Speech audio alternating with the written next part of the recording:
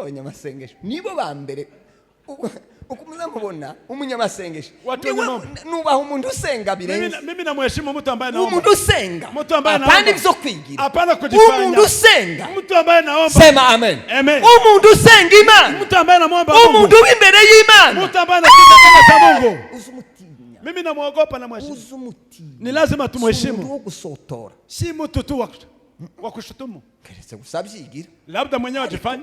Kuko nimba zafukama. Kama yeye ni mpiga magoti. Bakomeye cyane.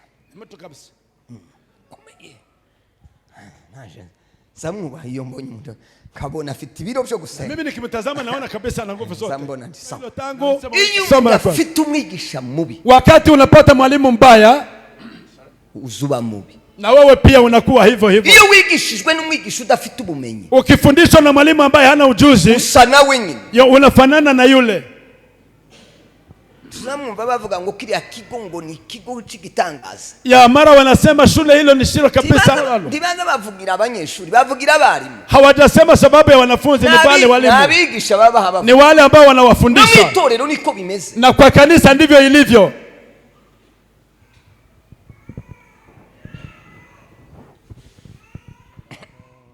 Ndio umwigisha kwa sababu mimi ni mwalimu. Ko ndifata kunezerwa. Ni kama nimejishikilia ili nisifurahi sana. Taja guta umurongo. Ili nisije kwenda kinyume na vile nimejipanga.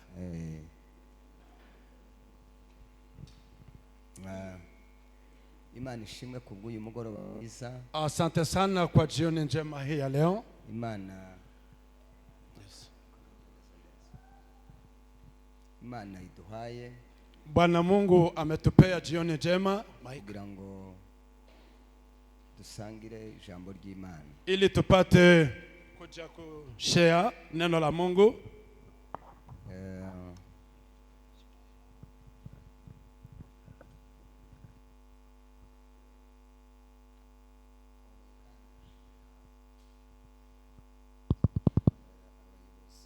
Tunashukuru sana kwa viongozi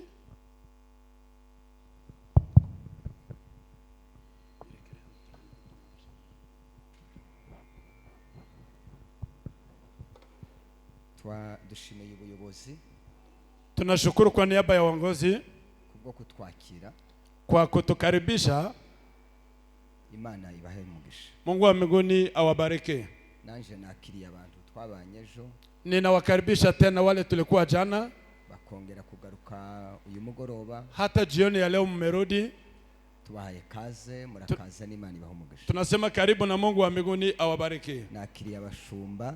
Ninawakaribisha wachungaji abo twabanye ejo, tangu wale tulikuwa nao jana nabaje uyu munsi, na wale ambao umekuja leo. Bashumba twishimiye kubana namwe. Wachungaji tumefurahia kuwaona. Murakaze n'Imana ibahe umugisha. Karibuni na Mungu wa mbinguni awabariki. Tudatinze, bila kuponda muda, reka twongere dusome rya jambo ry'Imana. Tutasoma mara tena neno la Mungu. Harya urwandiko Paulo yandikiye Timotheo. Mahali ambapo tumesoma Paulo aliandikia Timotheo. Ibice 2 n'umurongo wa 2. Sura yake ya 2 n'umurongo wa 2 tugeze ku wa 4. Tunaanza na aya yake ya 2 hadi mstari wa 4.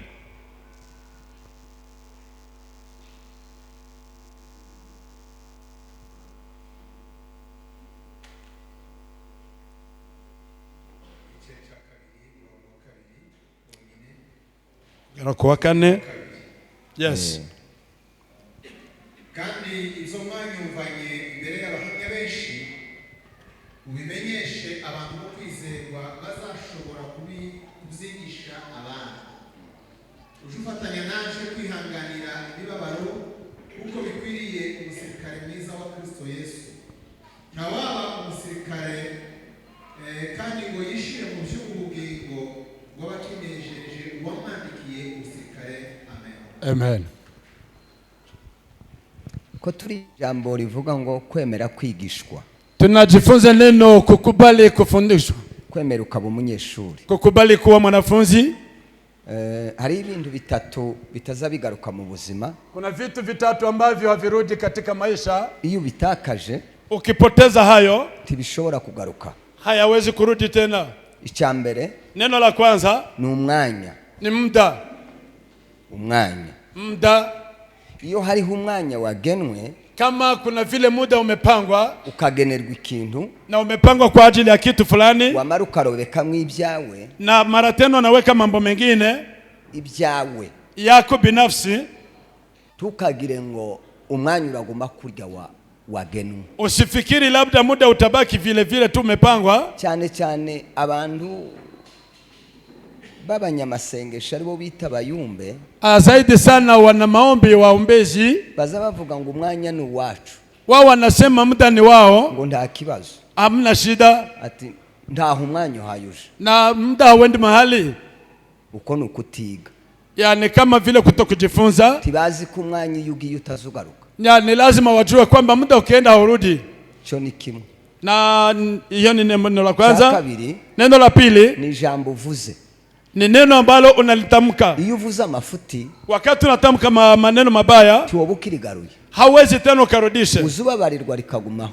Ya neno linabaki tu. Nubwira umuntu nabi, ukimwambia mtu maneno mabaya, ukagire ngo ndazakubabarira, usifikiri atakusamehe. Azakubabarira, atakusamehe, ariko azaguma ryibuka, azaguma ryibuka, naye ataendelea kufikiria maneno hayo, ndiriza rigaruka, ndiriza, na neno hilo alirudi tena. Cha gatatu, neno la tatu na amahirwe, ni tunuku ama baraka. Iyo utakaje amahirwe, ukipoteza baraka matunuku, kugira ngo ayo mahirwe asubira agaruke, ili tunuku hizo zirudi tena,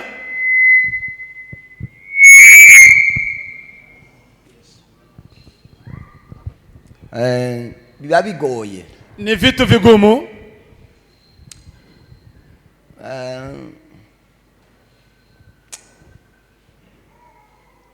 Kwigisha umuntu warenze igihe, kumfundisha mtu ambaye amepita kiwango, ni kibazo, ni shida.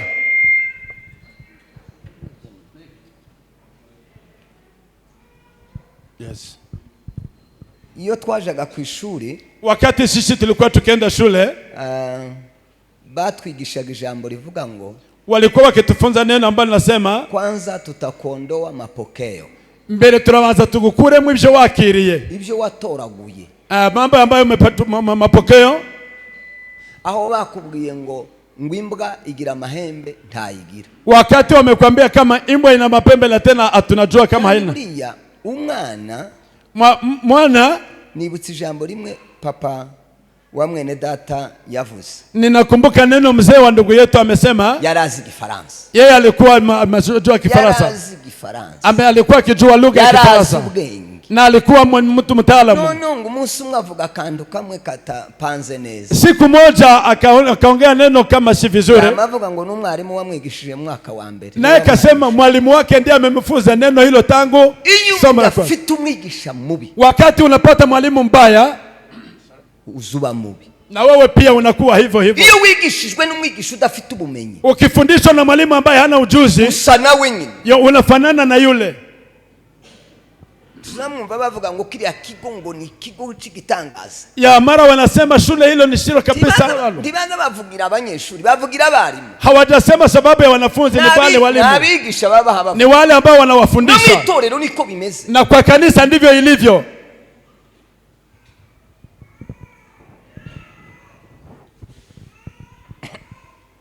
Iyo twinjiye muri administration, tukiingia katika mambo ya administration, hakuna mambo ya kiroho, hakuna mambo ya kiroho. Nimba twavuze ngo turatangira iyi minota niyo tujyana nayo, tukisema tutaanza na dakika hizi, wamara we ukaza kurashiramo za haleluya zirindwi, kisha wewe unaweka una shout mara 7, undi nawe ngo arashiramo zirindwi, na mwingine naye ataweka 7, umushumba aho ngaho, na mchungaji amesimama hapo. Utari mwiza, wewe si mwalimu mzuri.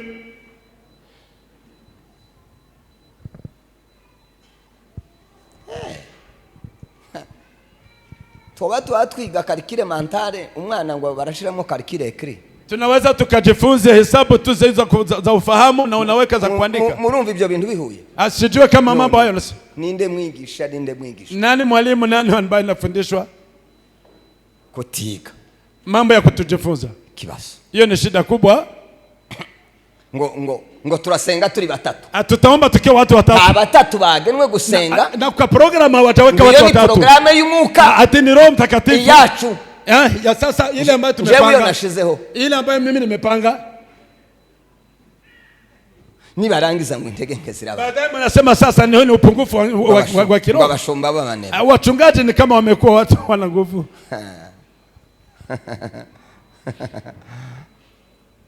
None se tuvuze ngo dusenge twese hari umuntu utaba wanezerewe. Aha, tukenaposema tuombe nani atafurahi? None twanezerewe twese. Sisi sote tumefurahi. Batanu batereza haleluya. Watu 5 washauti. Abandi 8 basenge. Watu 8 waombe. Abandi 3 batambe. 3 sasa nao waseme. Ngani mumbwiri programme. Muda sasa. Ngo niko nabihawe. Ati mimi nimepokea. Wao ibintu bitandukana na programme. Wewe umepewa mambo ambayo ni kinyume na ratiba. Nguyu mushumba. Twigeze kuza hano kera muri 97 mwaka huo wa 1970. Kuza mwivuga butumwa hano tuvuye muri Kongo. Nilikuja mimi kwa evangelist kutoka Kongo. Mu Rwanda tuza kuvuga ubutumwa. Tukakwenda nje ya Rwanda. Tuvuga ubutumwa programme twari dufite turayisoza. Vile tulikuwa tumepanga tukamalizia. Ucha tugenda. Ilipokucha asikuita nyumbani. Sinza andu bagengo barasenga. Hatukujua mahali wenzetu wameenda wakaomba. Bagaruke baramwira ngo Imana ngo yavuze ngo itwongere ikindi cyumweru. Waliporudi wakasema Mungu ametunza wiki moja. Imana yababwiye ngo itwongere icyumweru. Mungu alisema ingine juma moja. Itwonga icyumweru kandi tuatusha muri Pasaka ari njuzo tegura igiterane. Tumepewa tena juma moja na mimi ndiye mwalimu nitaenda kutayarisha mambo ya Pasaka. Yabwira mugende muyibwire. Nikaenda mwambie Mungu. Tuzogaruka tuvuyeyo. Tutarudi baada ya mkutano wa Pasaka.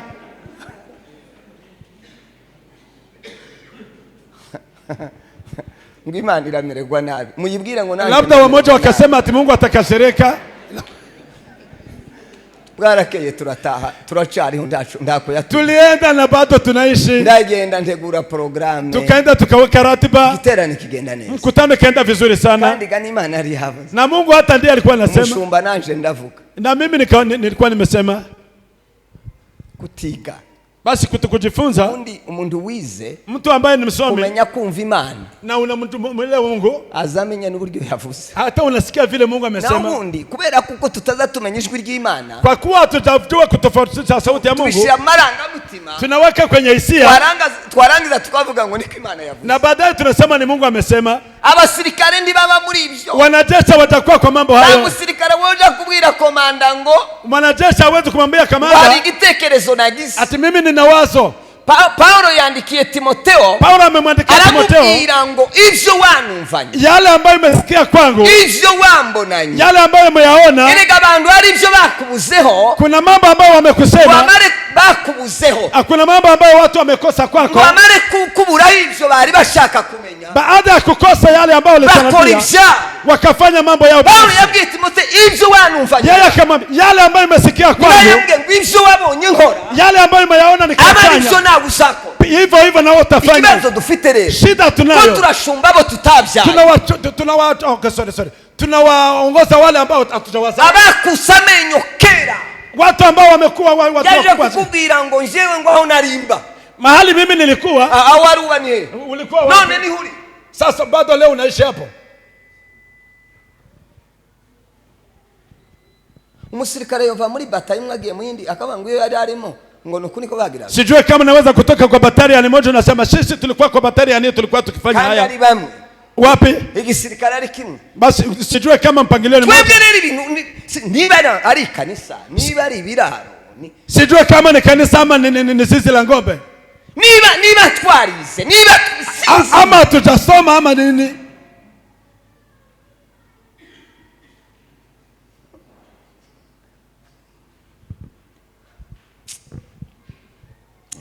Aravuga ngo uzigisha abantu. Paulo akamwambia uwafundishe watu. Wabashoboye kuzigisha abandi. Wale ambao watakuwa kama mafundi wa kufundisha wengine. Turi mu gusengera abantu batazaruha bana keretse gukorora.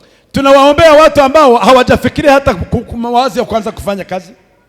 Nose dusengera abantu ngo bakore iki? Tunawaombea watu ili wapate kufanya nini? Hakuna ubundi ndetse abantu ntibarwana. None wosengera umuntu ntumuhe umurimo ngo urebe ko ananirwa.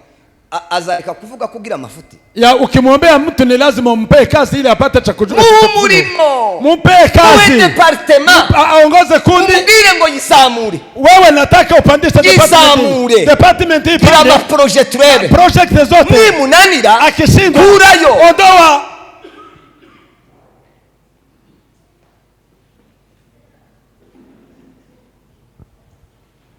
hako nubundi kera nimwageze mubona umuntu ko yageze yorora imfizi. Zamani tulikuwa tukifuga ng'ombe hata hiyo. Zavuke mu kibuga kimwe zikarwana. Ambazo zimezaliwa kwa zizi moja na zitore rimwe ryo bamwe abashumba 9. Ni kanisa moja wachungaji 9. 1 2 3 4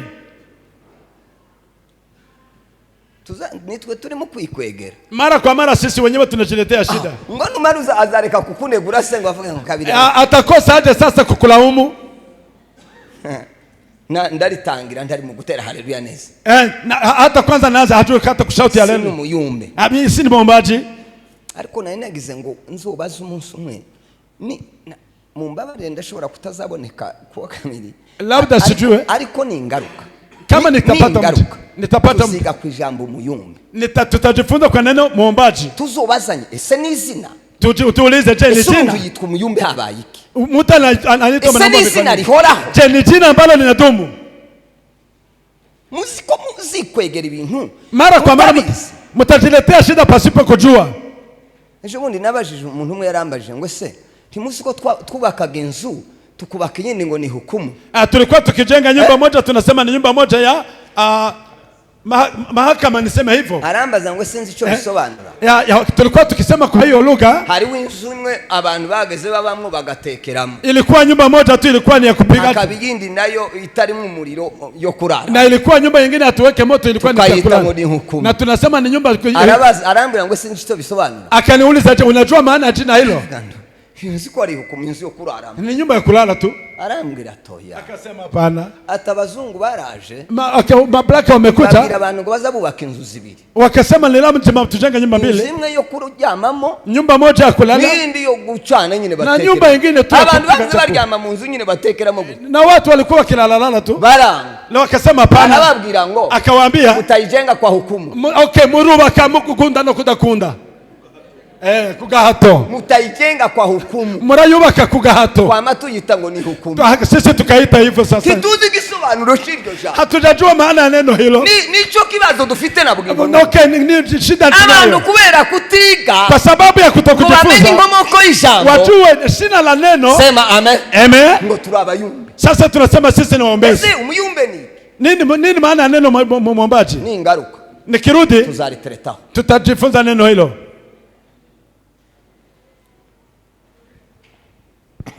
Biblia niyo ya mbere. Biblia ndio kitu cha kwanza. Amaze tuziga umuyumbe n'umusenzi. Tutajifunza tofauti ya mwombaji na mwingine huyo. Ese ukomeye ni ubu. Ni nani aliye zaidi ya mwingine? Uwingira kamaro ni ubu. Nani aliye na faida?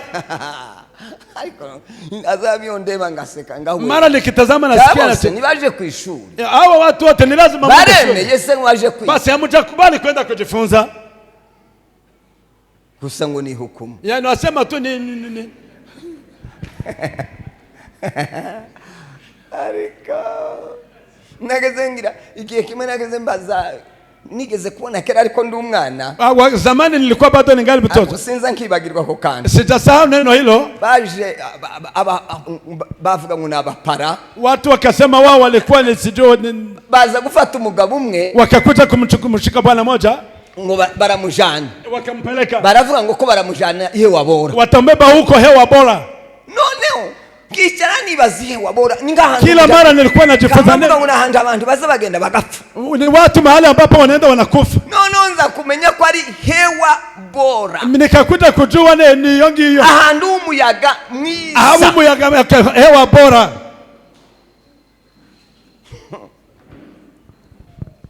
Umushumbigiye kimwe yigeze gusobanura indirimbo imwe ko ndashaka kubereka uburyo usa dukoresha amajambo kubera kutayiga. Kuna nyimbo zamani mezani mara kwa mara tunatumia vibaya na tunafikiri ni vizuri. Aririmba avuga indirimbo imwe abantu baza baririmba. Kuna nyimbo ametafsiri watu wanaimba.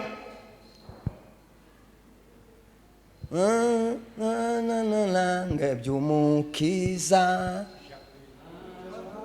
Baza baririmba gute? Niko babye. Wino kwisoko ngari nziza cyabugufi wa mutindiwe jya kubirenge by'umu agira gute de kamanzureke wo iki ace kubirenge temu agira gute Numwena haguruka vuga. Okay, mama moja asimame haguruka vuga. Mama moja simama. Mese bibaye gute mwabigishwa mwe? Indirimbo maze imyaka munima ngani muvuge. Myaka na myaka. Ko turiga. Tunajifunza tu. Yes. Kuja simama kidogo. Ache ku birenge by'umukiza. Aze ku birenge by'umukiza. Niko muzamuririmba. So ni muyisubiremo twumva. Ngwino kwisokonga. Kuzamurijwi.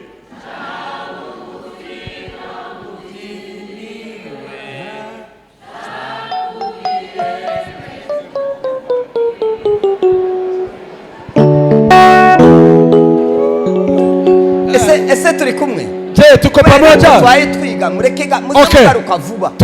Turudi haraka. Mugaruka vuba. Turudi haraka. Mukurikira umwarimu. Tufate mwalimu. Kandi abyo habisobanura reka aho ngaho. Akwenda tafsiri mengi. Bwirwa wanyagaruka. Okay, daddy, okay. Sister, turudi. Rudi upesi. Nje mwarimu rahanga. Mwalimu yuko hapa. Ese turi kumwe? Kenshi twageze turima cyakubirenge by'umukiza. Ariko ja kubirenge by'umukiza arutunganye.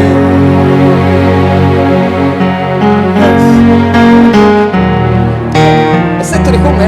Amen. Ko Imana icyubahiro. Haleluya. Haleluya. Abari hari inyuma haleluya.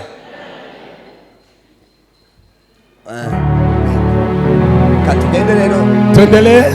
Nani njatse gusobanura amagambo tse dukoresha. Kuna maneno ambayo tunatumia kubera yuko tutayigishijwe. Kwa sababu tutafundishwa. Umuntu akumva ko ari ku murongo. Na mtu anajisikia kama ni line nzuri. Akumva ko ari sawa. Na anasikia ni sawa kabisa. Era twangize tugura imyenda. Zamani tulikuwa tukinunua nguo. Akayandika kubera kutamenya Icyongereza. Na wanaandika pasipo kujua lugha. Inimbwa. Wanasema this is dog. Kamukubita ku mugongo. Na unavaa tu hapa nyuma. Na basoma ngo inimbwa. Na wanasoma tu this is dog. Nawe gusa ngo abonye byaha. Na wewe unaona tu maandiko tu wameandika tu maandishi. Shida. Kutiga. Kutokujifunza. Mundu Icyongereza wotora umupira wanditse ngo nimbwa. Kama wewe ni msomo umesoma unaweza kununua hiyo nguo kabisa. Kutakizi Icyongereza no kwamba nkubita ukana. Lakini kwa sababu ya kutokujua lugha tu wanditseho neza. Unavaa tu na unaweka hadharani.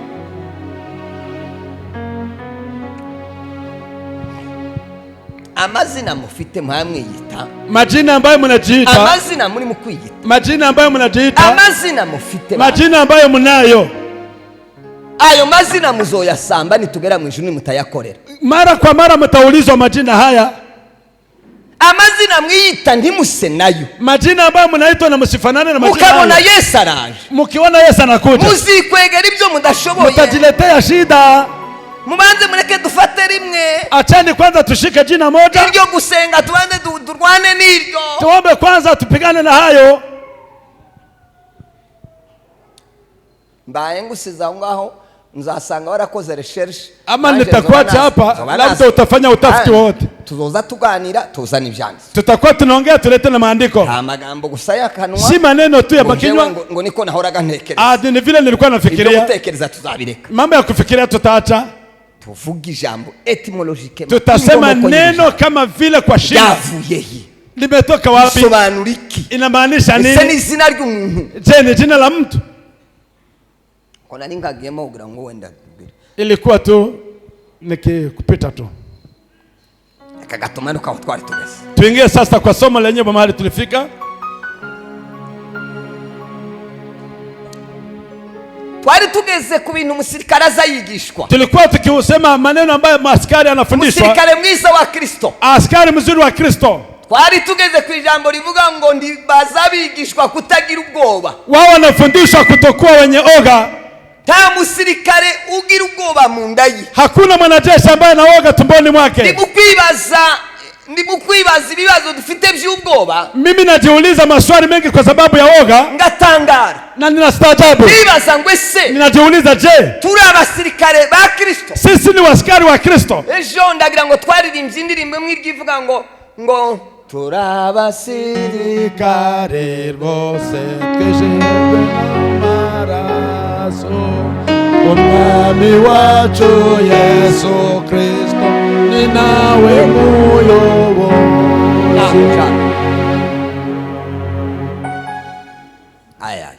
Bwana tafadhali kuna maneno ambayo tutakuja tukondoa. Usubona ubwo bwoba ugira ko Yesu umuyobozi. Woga unayo kabisa, wewe unastahili. Yesu niwe muyobozi. Yesu ndiye kiongozi. Ako ni kitangaza. Wewe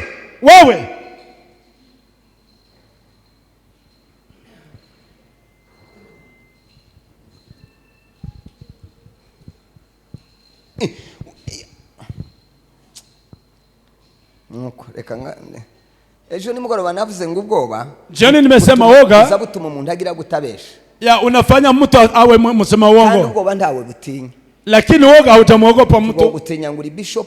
Hawezi kuogopa bishop. Gutinya ngo wakijijwe kera. Ama umeokoka za kitambo. Nibwo gutinya nguri musenyeri. Haujaogopa tewe ni bishop musenyeri. Nguri apotre. Ama wewe ni apostle. Keretse yo wuguriye umuryango gusa. Inga kama tu umefungua mlango. Nigeze kumva inkuru imwe. Kuna habari moja nimewahi kusikia. Umukobwa wagiye kwiba muri bank. Ni msichana ambaye ameenda kuiba kwa bank. Ngo ashike muri bank. Alipofika kwa bank, arinjira. Akaingia. Yinjira kwa manager. Akaingia kwa manager.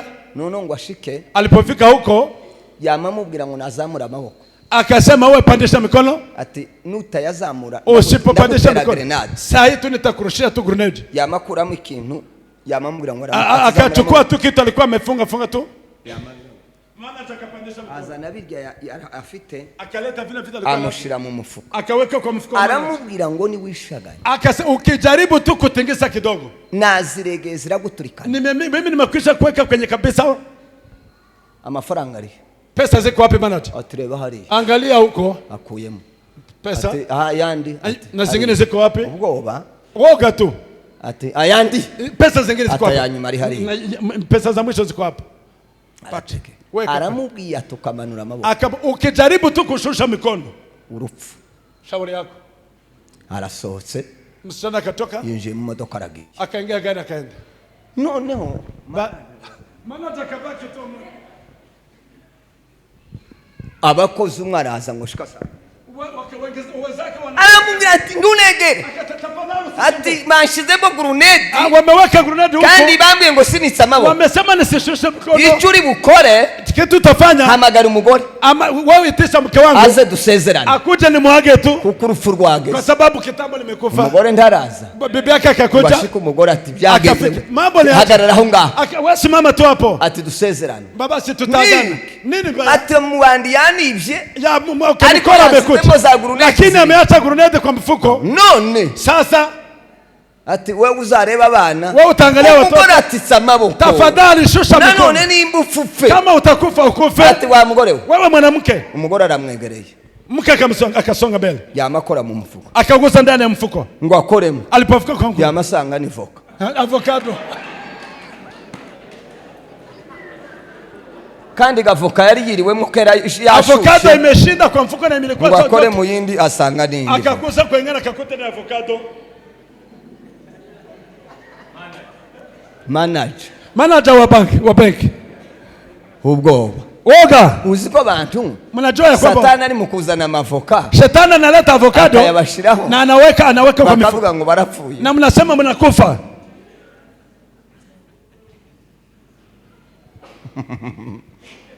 Kandi ngo uko nibo dufite kandi ngo ko baraja mu ijuru. Na hata mnasema tunaenda mbinguni.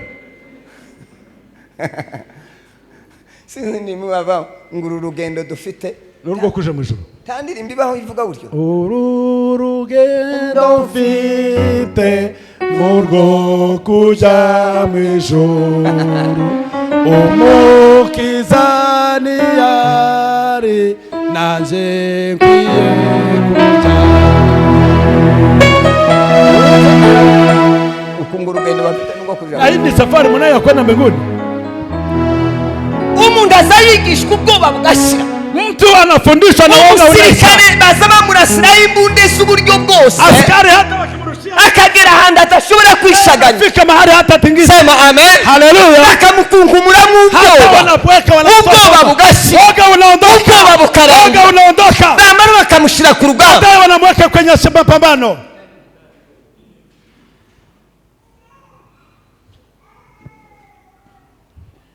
Wewe imbeba ngiri kwirirwanka mu nzu, panya anakimbia kwenye kama shetani.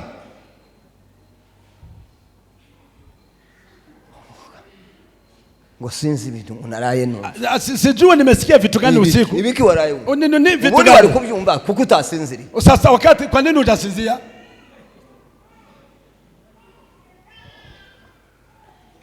Soma Itangiriro murebe ikinyoma. Kitabu cha Mwanzo tuone vile woga sasa nani. Woga. Abrahamu avuga Sara umugore we ati mushiki wanjye. Aho. Abimeleki umwami w'Igerari atumira Sara aramujana. Manuka he. Maze Imana ibonekera Abimeleki mu nzozi y'ijoro, iramubwira iti umeze nk'intumbi kubwa wa mugore wenze. Nushaka urekere gutyo. Yes. Noneho ese turi kumwe. Kwa murareba hano. Murebe hano babye. Tazama hapa mama. Murekuri yagiye kwicara. Abrahamu yigeze kugira ubwoba. Yeye wakati mmoja alikuwa na woga. Yamabesha. Akasema uongo. Konde babwira ngo ubwoba buzabujana niki? Nasema uongo unatema na nini? Ni kinyoma. Na kusema uongo.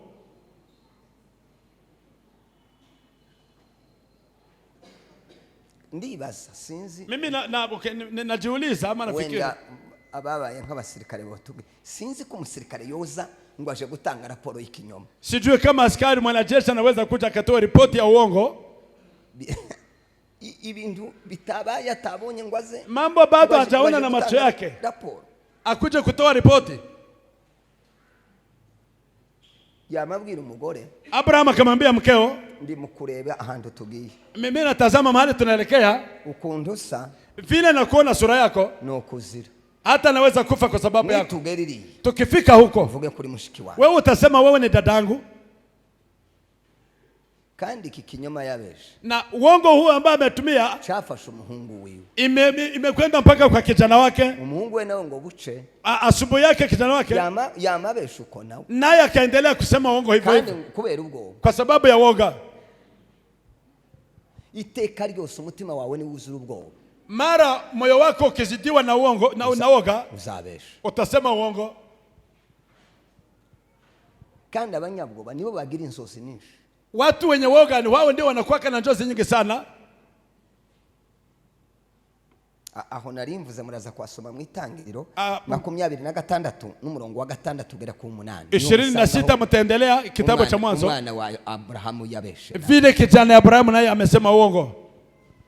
Mtazakugira ngo nibyo mvuze. 26 n'umurongo wa 6. 26 na aya yake. Ubwoba butuma umuntu abona ibintu uko bitari. Woga unafanya mtu aone mambo yasivyo hivyo. Kubara. Kitabu cha Hesabu 13:31. 13:31. N'umurongo wa 32. Hadi 32. Kubara. Ubwoba buza butuma umuntu abona ibintu uko bitari. Woga unafanya mtu aone mambo vile umusirikare atozwa kutagira ubwoba. Mwanajeshi anafundishwa kutokuwa na woga. Kugira ngo azabone ibintu mu buryo bwabyo. Ili apate kuona vile kamili ilivyo. Wahabonye? Sijui amefika hapo. Asome. Kubara 13:31. 13:31. Maze abantu bari bajanye nawe baravuga bati titwabasha kuzamuka ngo tubarwanye abo bantu kuko baturusha amaboko. Komeza 31. 32 nako. Babarira Abisiraheli inkuru y'incamugongo y'igihugu batase. Bati ni igihugu twanyuzemo tugitata, ni igihugu c'umwiryane kandi abantu twakibonyemo bose ni barebare kandi twabonye. Ugeze kuri kangahe? Oya hose navuze 32 siko twavuganye. Ya 32 tutarudilia tu hapo. Mwumve uburyo babonye. Sikia vile walivyoona. Umunyabwoba mtu mwenye woga azabona ibintu uko bitari. Yeye anaona mambo tofauti. ngo barabarusha amaboko. Ni watu wenye kuwa na nguvu nyingi sana. Tubona kera abantu ubungu abantu ntibakirwana. Labda watu siku za leo watu wapigana. Kera twageze tuja kurwana bakazana ivumbi. Zamani tulikuwa tunaenda kupanda wanaleta tu majivu. Na wanafanya hivyo. Babango kubita. Wao unasema piga? Wakubita. Unapiga? Wanyu wabona rashukiye. Ukiona mwenzako ana sita ntiwagaze utinde ukamukubita ikofi ryo mu gutwi. Unamchapa kwenye matunda. Ngo wabonye kera ko intege nzabaye. Sababu uliona nguvu zake sana. Kandi wakubita nawe yakubita. Ukipiga na yeye nanone ukamutangira kare indambara bayaba. Unaanza vita mara moja unaingizanya.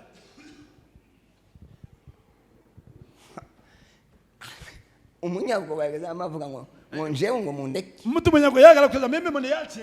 Twagiraga ibyumweru byo kurwana. Tulikuwa na wiki za kupigana tu. Paka guhitiramo nk'abantu babiri. Na wanaleta wanachagulia watu wawili. Imani habwa icyubahiro Yesu Kristo yaraje nda abantu bakirwana. Asante kwani Bwana Yesu Kristo na watu wamupigane kwa leo. Ngoko ndizikirwana. Na hata kuku zimeacha. Icyo bituma abasore bubuzi ubwoba. Na ndio maana vijana wa leo nyinyi ni wenye woga. Ubwoba bwarabishe. Ndio sababu mmekuwa wenye woga. Haraho mwarwanya. Mpigana wapi? Mwe mutarwanye amakofi n'ingumi. Nyinyi mtapigana hata na nini makofi. Ya mnaweza kusubiri haya ambayo inafanya hivyo. Joroshe. Si mambo rahisi. Ese turi kumwe. Yamavuga ngo abantu baraturusha amaboko. Akasema hawa watu tumeona wao ni wenye nguvu sana. Cha gatatu twavuganye. Neno la tatu tulikuwa tukiongea. Ubwoba. Woga. Ubwoba bwereka umuntu gutsindwa gusa. Unaonyesha mtu tu kushindwa. Kubara 13:28. 13. Ko ni bashake bahandike kugira ngo ngende hehe. Ya muandike haraka twende. Cyangwa hasoma. Labda mchungaji atasoma hapo. 13:28. Yes.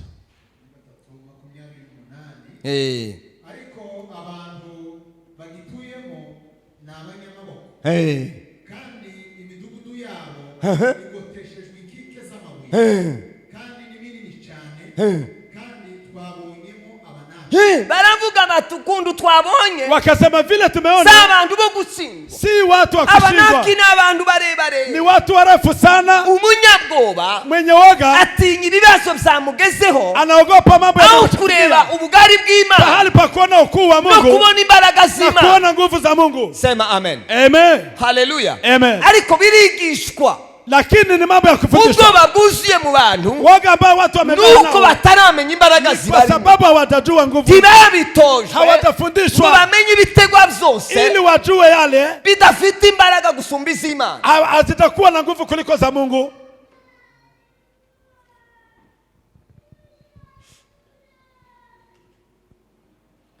Ubwoba butuma utinya ufite imbaraga nke kuri wewe. Hata woga unafanya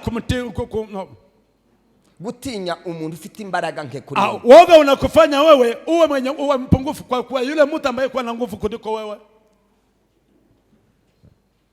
Samueli wa mbere. Samueli wa kwanza 17 n'umurongo w'8 na aya yake ya 8. Birababaje. Yanahuzunisha. Gutinya umuntu urusha imbaraga. Kumwogopa mtu ambaye unamzidi nguvu. Gutinya umuntu wari kuguhunga. Kumwogopa mtu ambaye angestahili kukuogopa yeye. Noneho wewe akaba ari wo muhunga. Lakini sasa wewe ndio unakuwa sasa wa kumwogopa. Nicho giteye agahinda. Na ndio ni huzuni kubwa. Erega nibwo buzima turimo. Na hiyo ndio maisha tunaishi leo. Umuntu ari mu guhunga umuntu. Mtu anamkimbia mwingine. Ngo ndamusuza. Kwa sababu asisinda bari imbaraga za Satani. Asa nimejaa na nguvu za Shetani. None imbaraga za Satani. Nguvu za Shetani. Ni imbaraga z'Imana. Na nguvu za Mungu. Ni zi imbaraga zikomeye. Nguvu gani ndizo? Ese uri mu imbaraga za Satani. Je, ni nguvu za Shetani? Uri mu imbaraga za Satani. Wewe ukijawa na nguvu za Shetani. Uri mu imbaraga z'Imana. Na yule ambaye amejawa nguvu za Mungu. Ni nani ambaye anastahili kumwogopa mwingine? Hako ariko twatahuye neza. Je, kwa nini tusifikirie vizuri?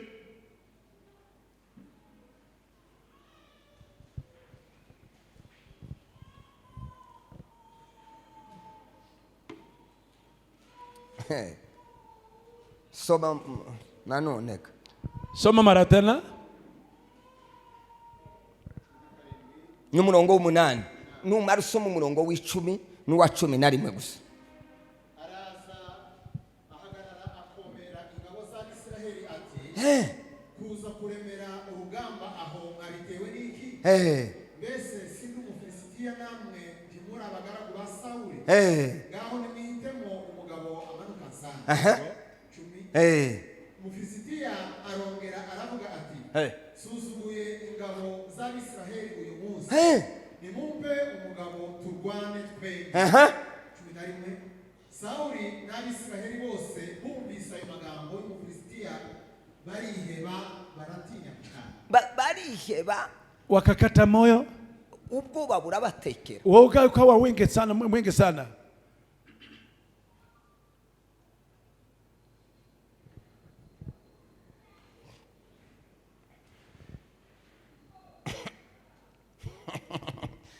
Ariko nikitangaza ni mambo ya ajabu. Ariko uzigutinya umuntu urusha imbaraga. Unajua kumwogopa mtu ambaye unamzidi nguvu. Goliath abantu ingabo n'ingabo ziri kumwe n'umwami.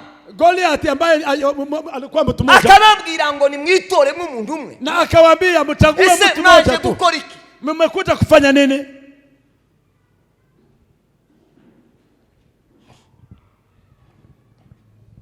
Umuntu umwe yigeze kuza arambwira, mtu mmoja amewahi kuja kuniambia ngo wari abantu ngo bafite imigambi itari myiza kuri. Ati kuna watu ambao wana nia mbaya kwangu. Taho. Ati nugusenga cyane. Ni nastahili kuomba sana. Bazagira gute? Watafanya nini? Ngo hari imitego bahaba gutega. Ati kuna mitego ambao wanaandaa mbele zangu. Yo kugira gute? Ya mitego gani ya kufanya nini? Niambie sasa. Izagira gute? Itafanya nini mitego hiyo?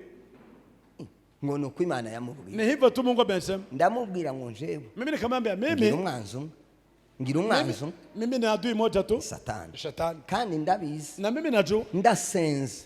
Nisipoomba, taraye mu masengesho, nisipolala kwenye kesho, mfata masengesho igihe kinini, nipate maombi ya muda mrefu, yonicho shetani anaweza kuniangamiza. Nicho gituma mpora ndi maso. Na ndio wakati kila mara mimi nitayari. Ndyamagake. Mimi nalala kubera kunzi kumwanzi wanje. Kwa sababu najua ibilisi wangu ntazapfa. Yeye hatafa. Mwuka ntazapfa. Yeye ni pumzi. Kandi nijashaka. Yeye ni mimi natafuta. Kubera konzi kwa nje ufite imbaraga. Kwa sababu mimi nilijua ni mwenye nguvu. Nigeze kugira akabazo kamwe ndwara ukuguru. Nilipatwa na mguu wakati moja. Nono nazanja muri biro. Wakati nibafika kwenye ofisi. Ariko ngafatirwa muri biro. Kwa ofisi tu mguu hananirwa kwicara ngasoma nyine bitabo. Nashindwa tu na kusoma tu, nasimama tu na kusoma. Ndasenga. Nikaomba. Noneho mubuce asubuhi yake ndikana yeyo bara mapepo. Nikasema labda hizi zinaokoa kwa demon. Mbiri wacu tuje gusenga. Nikamwambia mwenzangu twende kuomba. Kandi tugiye gusenga masengesho y'intambara. Na tutaomba maombi ya vita.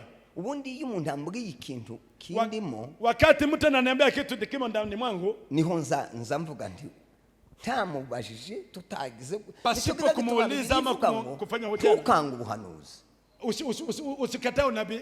Ndi ukanga ubuhanuzi. Usikane unabii. Kuzabusheburu urebe. Lakini ni lazima uweke kwenye mzani. Biblia iramangu ivyo wumva. Biblia inasema yale ambayo tunayasikia ushakire, uyapokee. Ibyo tumva. Na yale ambayo hubire. Uyaache. None umuntu aranandikira. Mtu akaniandikia. Arambwira atari ko muri biro yawe ndi hameze neza. Akasema kwa ofisi yako si vizuri. Nikasema avuga ikintu kera mpaye numva. Yeye akasema kitu tayari na mimi nimeanza kujiza. Nimeomba usiku 3. Nambura inkweto. Nikatoa hata ndavuga ndi ndambara yabaye. Nikasema vita imeingia. Reka ndebe rero byange. Acha nipime nione yakadi. Nuko nichare. Basi nitaketi. Misi 3. Siku 3.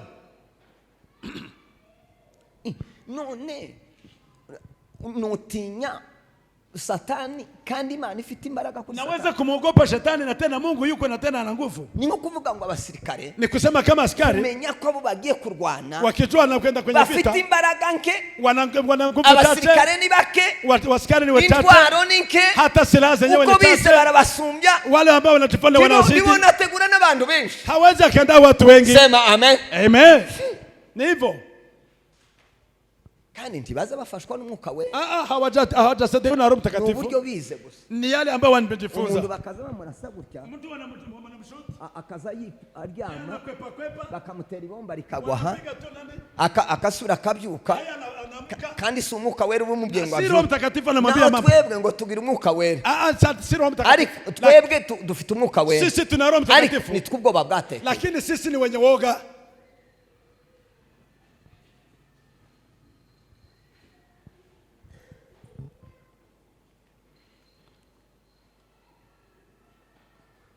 ubwoba buta ukutari.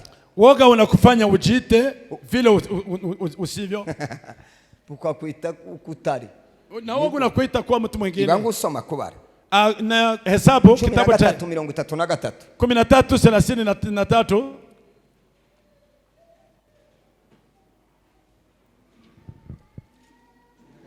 Eh. 33. Yes. Kandi twabonyemo abantu barebare banini. Abanaki bakomotse mu bantu barebare banini.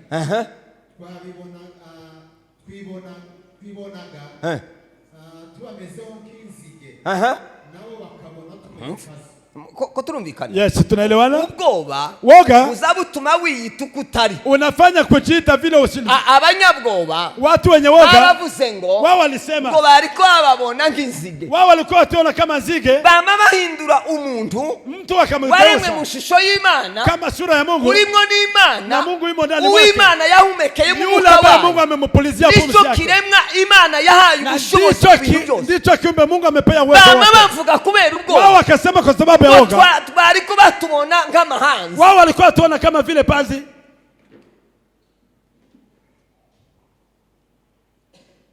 Ntabwo umusirikare azareba aduyi ngo amubone ngo ni munini kuri we. Ntabwo azabona ngo ni mwinshi. Hataona kama ni watu wengi. Hapana. Hataona hesabu. Azabona kurwana gusa. Yanaona sutegeti mbele zake tukupigana. Ese ko birumvikana? Yes. Sema amen. Amina. Ubwoba dufite mu nzu y'Imana. Woga ambao tunao nyumbani mwa Mungu. Ubwoba bakristo bafite. Woga ambao wakristo wanao. Tukwiriye kubigisha. Lazima tuwafundishe. Tukabigisha imbaraga z'Imana. Tufundishe nguvu za Mungu. Tukabigisha n'ubushobozi bw'Imana. Uwezo wa Mungu. Tukabigisha n'Umwuka Wera twasigiwe. Roho Mtakatifu tumeasiwa. Sema amen. Amen. Abantu bakava mu ihahamuka. Na watu watoke kwenye traumatism.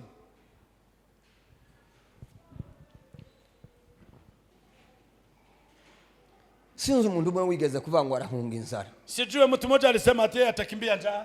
Waba aramubwira atereka ngo umuti. Mwingine akasema acha nikwambie habari. Ati nimbugiye guhunga inzara. Kama unataka kukimbia njaa, atusigida. Usigina. Utaacha tumbo. Hata uzobusize inzara. Pale sasa utaepukana. Ariko nimba ujanye inda. Lakini kama unaenda na tumbo, urayijanye inzara. Na njaa unaenda nayo. None. Sasa utakuwaje? Noese niba utinya Satani ipfa. Kama unaogopa Shetani utakufa. Na umuntu nafe uzoba usize Satani. Wewe ukifa Shetani unamwacha.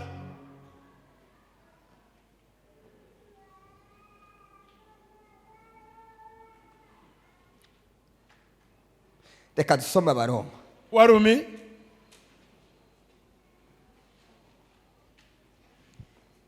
Ihute soma Abaroma ibice 8:15. Sura ya 8 aya 15. Turaza gusoma Imigani 3:25. Mizali tutasoma hapo. Warumi. Abaroma 8:15. 8:15. Aravuga ngo kuko mutahawe umwuka w'ububata ubasubiza mu bwoba. Ahubwo mwahawe umwuka ubahindura abana b'Imana. Kudutakisha uti abada. Ntabwo twigeze dutozwa. Hatujafundishwa. Ngo duhabwe umwuka w'ubwoba. Tupewe roho wa woga. Uwo mwuka wavuye. Je, roho yametoka wapi? Twahawe umwuka. Sisi tumepewa roho. Udukura mu bubata bw'ubwoba. Ambao unatuondoa katika utumwa wa woga. Sema amen. Amen. None si ubwoba dufite n'ubwiki. Sasa woga watu nao ni wa nini? Twe ndaza kwagera gato naringiye kubivuga. Labda tutafika hapo.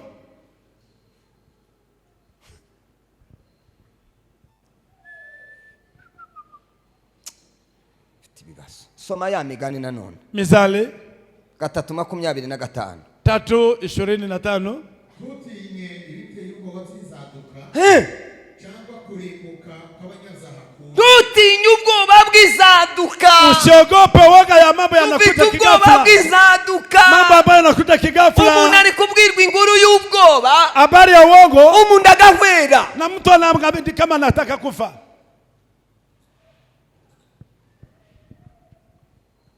Musirikare.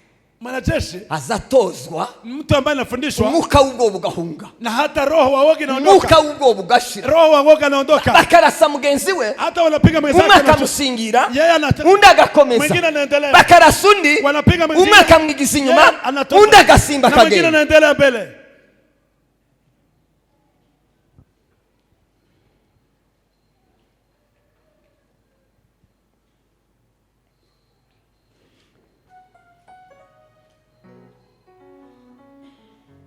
Ichitwaho umuyumba. Ya, zaidi sana umuyumba aravuze. Zaidi sana wanyamaombe wamesema. Kagira undi mushumba ngo aravuga. Hawa mchungaji atasema neno.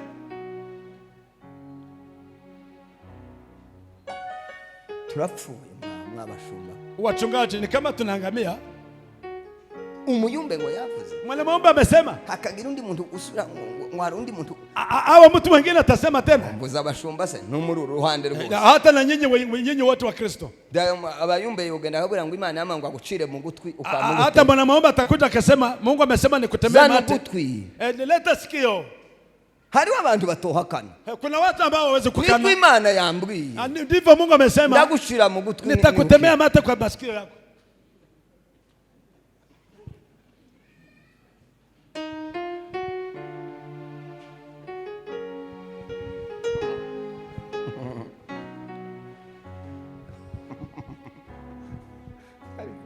Ariko ni gitara. Ya ni mambo ya ajabu.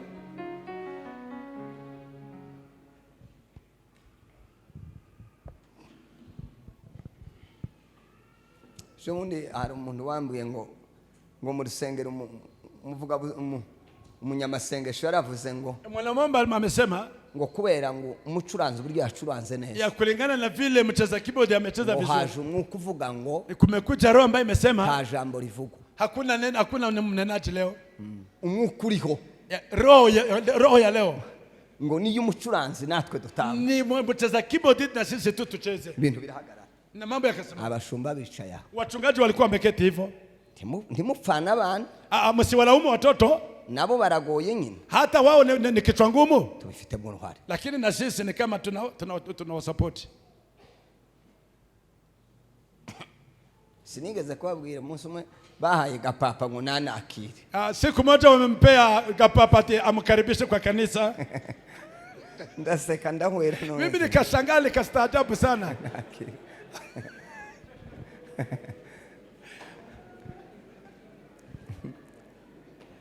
Mu buryo bwa administration. Ya kulingana na vile administration inafanya. Papa ni Mkristo. Yeye ni Mkristo. Cyane pe.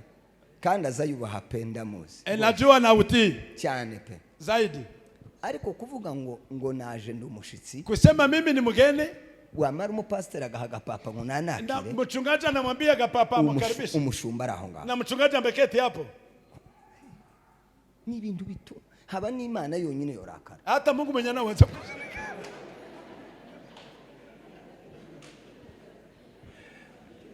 Nukuri. Ya hiyo ni ukweli.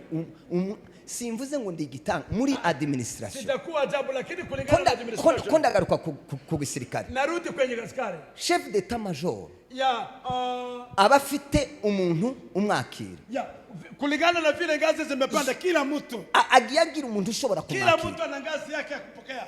Aje akija bategura ungana nawe kugira ngo mwakire. Kuna yule ambaye wameanda anapeta kama yake. Ikintu cyatwishe twebwe. Tuzana ibintu byose mu mwuka. Tunaleta mambo yote kwa kiroho. Ariko siko bitegerezwa kumera. Mwigisha abantu. Ni lazima watu wafundishwe. Sema amen. Amen. Mwigisha abantu. Tafadhali muwafundishe watu. Bamenye ngo reverend pastor mudaheranwa yaje. Wajua reverend akikuja. Unakira. Yule ambaye atampokea. Ni mundu turesha. Ni yule ambaye wana level moja. Hapana mudiakoni. Hapana diakoni. Numuririmbyi ama mwimbaji ndiye atakuja kupokea reverend. Hapana. Kwiga. Kujifunza. Ngo genda ntangorane ngo amuhaye ngo burenganzira. Ati amepewa ruhusa. Kuragira gute? Kuramu burenganzira wicaye muhaye. Unampea ruhusa na umeke tunafanya nini?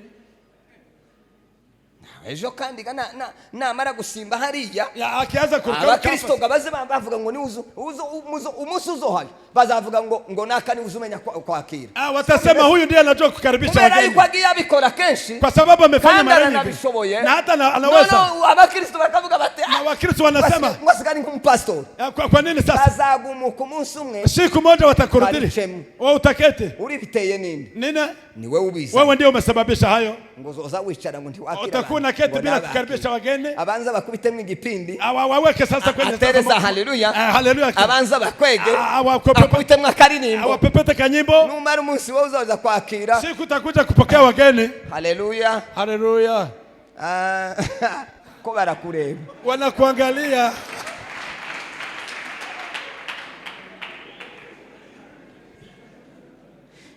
bamenyereza uko nyine ukiwaendeleza hivyo uko nyine uza wakira vile unawapokea abari kubamenyereza endelea hivyo hivyo sema amen abari byo bamenyereza abari byo bigisha wazoeze hayo na uzoshiramo akana k'amasengesho kari mu guhudumia ukiweka kijana kadogo kazi kupanga ibintu hata anajua kupanga mambo hivyo ariko ntigitanga ni ajabu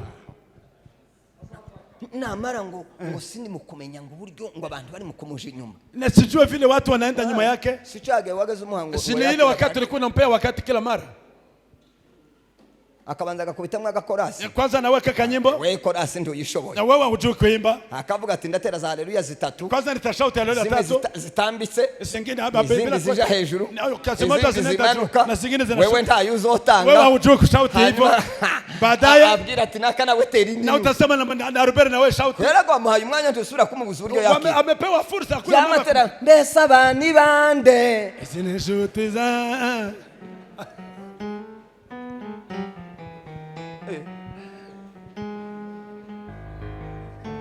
mureka azakira abantu mu rubungano yeye kazi yake ni huko wakiwa kwenye chumba cha maombi hano wewe lakini wewe mchungaji ese ko birumvikana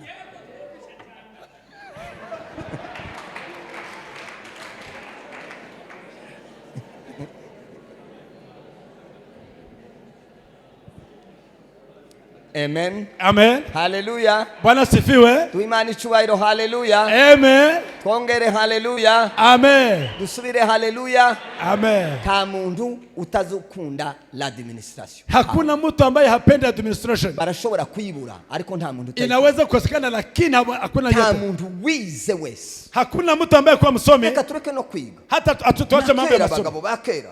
Wawe tu zamani hari wageze avuga ijambo mundi mugabo hakuna baba alikuwa anaongea mwingine akiongea ngo umugabo karavuga mzee anaongea na wewe unaanza kuongea acha kwanza mimi niongee abanza rindike asubiri nini mwari mwasezeranye ko banza kurinda mlikuwa mnagana sasa atasubiri ngo pastor wanje ni inshuti yanjye pastor ndugu yangu hakumwe numva umuntu avuga ngo pastor ni inshuti ni maajabu kusikia ati pastor ni ndugu yangu hano kuri podium hapa kwenye madhabahu wewe aba inshuti ntubigira ibanga hata akiwa ni ndugu yako si lazima uweke basi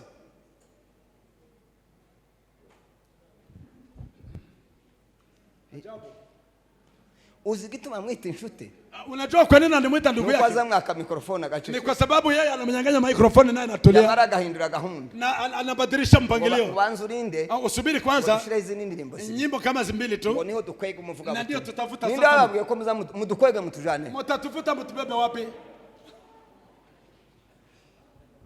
ubukweri twinjiye hano ndi muririmbe sinobwiriza ngo abantu musipoimba siweze kuhubira watu indirimbo bakazireka na tuache nyimbo muzobipima umunsi umwe pima siku moja muza abantu baze baririmba indirimbo za mbere nyine kurya zile nyimbo nibarangiza bashece baadaye na korari bazireka na hata kwaya waache kuimba muza mudushusha mnafikiri nyinyi mnatoshamusha erega tse tugerageza ibintu byose mambo yote ni lazima turebe tuangalie kubera yuko ari abantu baza bavuga labda watu wanasema ngo ndibarumva ikirere ngo uko kimeze hawatasikia ngo ndikiratungana itakuwa mambo iyo kitatunganye ni wao siendelee tu kwa twebwe wacu gipanze neza kwetu sisi ni vizuri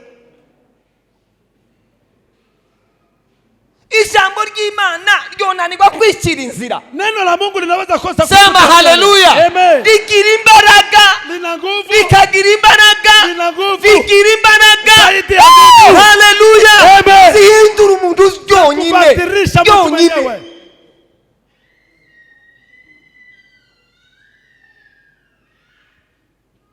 kubera ritiririje twamenyereye ya kulingana na vile tu tumezoea ngo dusome ijambo ry'urufunguzo neno la kwanza la msingi yamara akigisha iminota 30 na dakika kama 30 jewe simpaye mvuga mimi sijaongea ngo sindi umwigisha mimi simhubiri none ko wari kugira sasa tulikuwa unafanya nini wari letse likabijambo siweza tuliliwe neno tu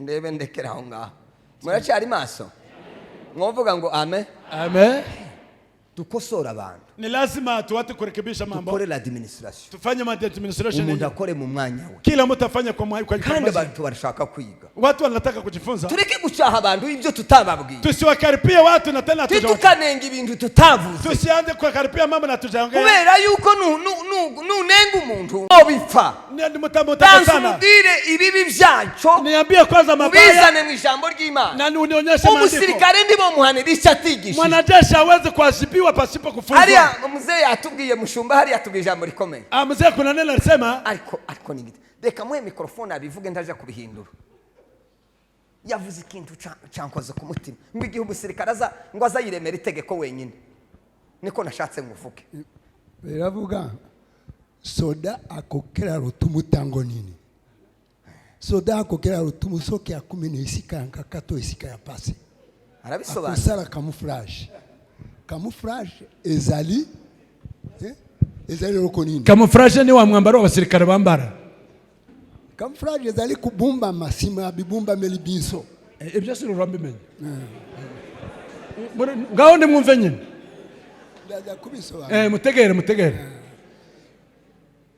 akozala lokwa kasa nyoso emonani na mabele oye azanyango ngo umusoda azayiremera itegeko giheke hapana ibyo yize kwikosi mwanajeshi anajiundia mwenyewe sheria hapana ibyo abwiwe na komanda hapana mambo ameambiwa na kamanda agaze mukaga wenyine wakati anafika kwenye hatari yiremera itegeko mwenyewe anajiundia sheria hapo nimba rwana kama tapigana nimba hunga ama takimbia nimba manika maboko ama tapandisha mikono arema itegeko kuna sheria hanyuma rero baadaye bagashaka uburyo asa naho ari na anatafuta jinsi ya kufanana na mahali ambapo kama ni majani ngo ase n'icyatsi kibisi naye afanane hivyo nimba cyumye agashaka ngo ase n'icyatsi ama kimekauka nada nimba asa gutya agashaka ama inafanana hivyo anatafuta fanane hivyo soda akokera utumusoke akuminesi kanga soda yiremera itegeko iyageze mukanga mwenyewe anajiundia sheria mahali anafika kwenye shida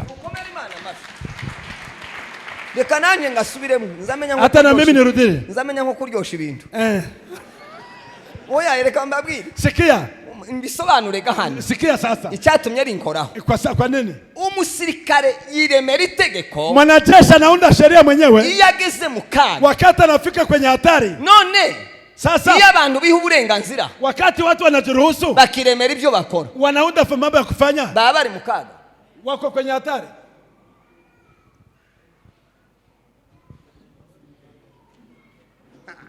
ngahe tuvuga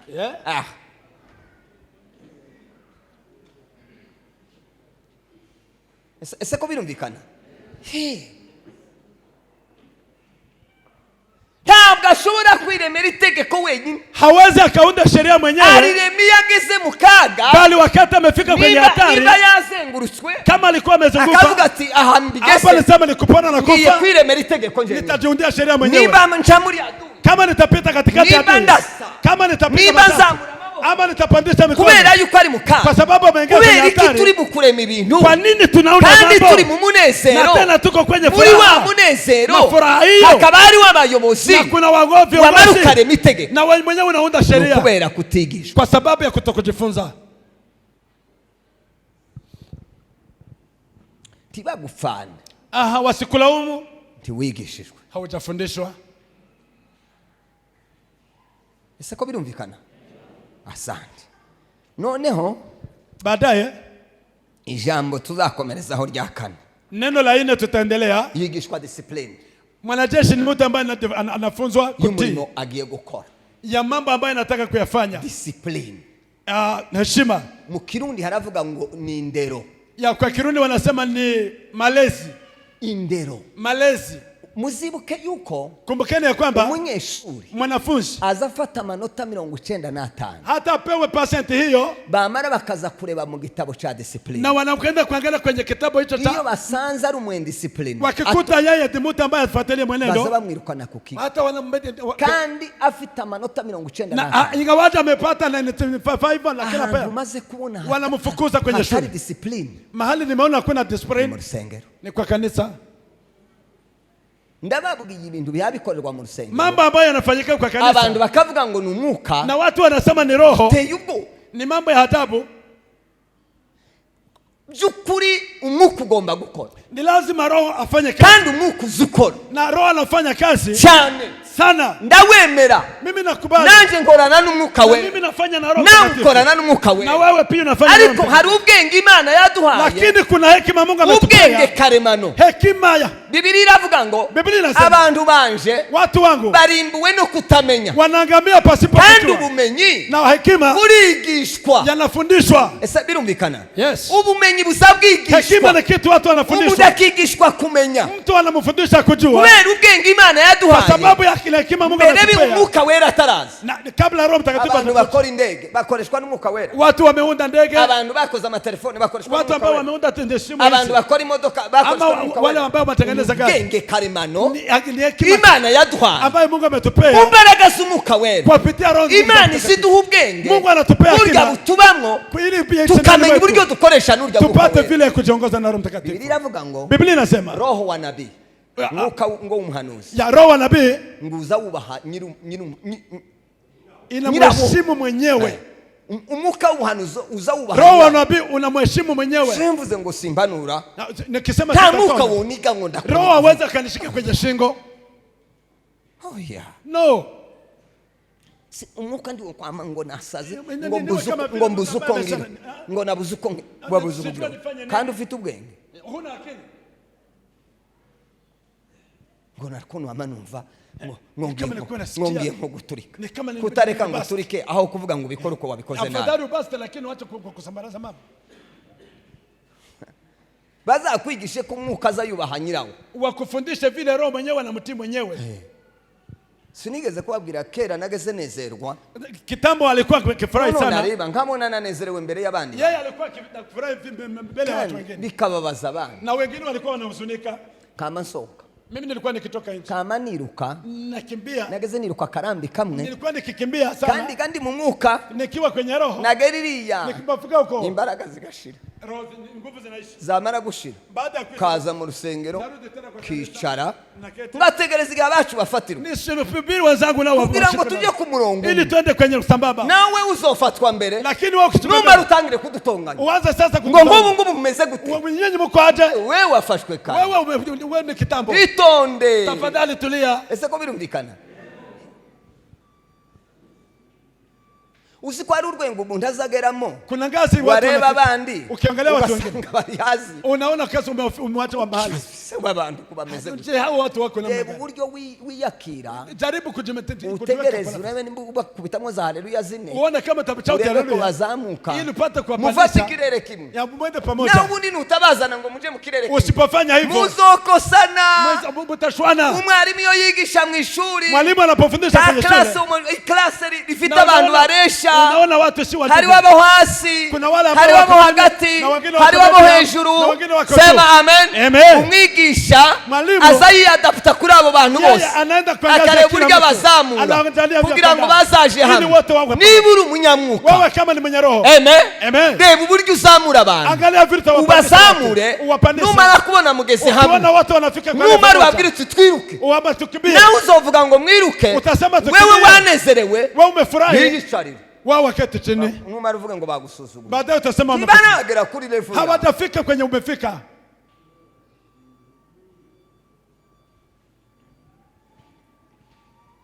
Dutangira itorero rimwe, tulipoanza kanisa fulani,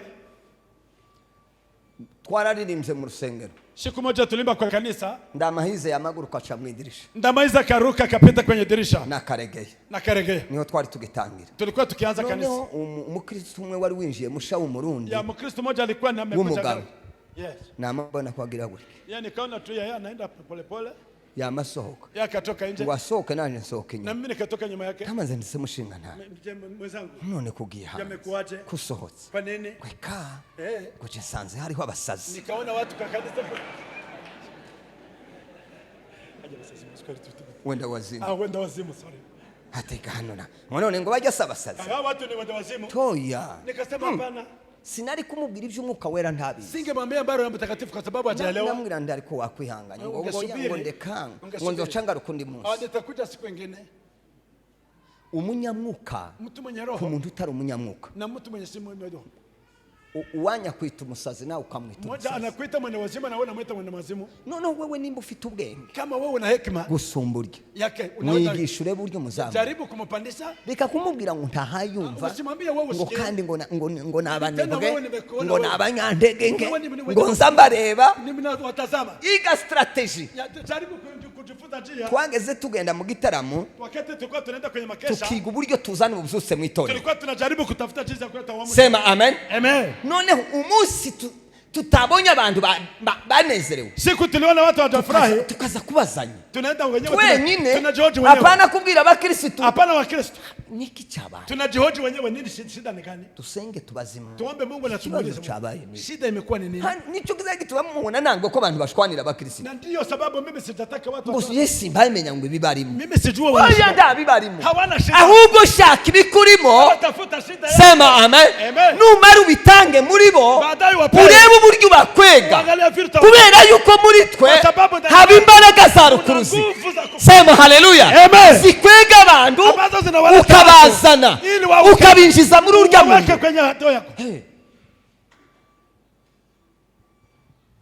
nzamwira abaririmbyi Kila mara naombea waimbaji. nabwira mwebwe Nyinyi muhora muri repetition kila mara mnafanya mugira practice. umwuka wo kuririmba Mnao wa kuimba. ntimukaza mwirebaho ngo mwaririmbe Msijiangalie ati muimba. muza mureba abantu ko Tazama watu wameketi mbele zenu. ntimukareba uko mwanezerewe Msiangalie vitu. muze mureba iteraniro Tazama kanisa watu. amaso yanyu ni ku Macho iteraniro yenu tuangalie. iyo mvuga ubutumwa Kwa sababu nahubiri. sema haleluya Amen. inza ndeba abantu Mimi natazama kugira ngo menye nimba bahaye Ili bakira nione kama wamenifuata. nizo nshingano zo kuvuga Na hiyo ubutumwa ndio sheria. sinje wireba Sijangalia ahubwo wale. ndeba abo mbaye Mimi naangalia wale muri na kareba wakilisha. uburyo mbazana Ninakunyoleka. kabiyegereza Niwaleke karibu. namara kubiyegereza Karibu nami. kababwira ijambo Wapokee neno. discipline Heshima. discipline Kutii.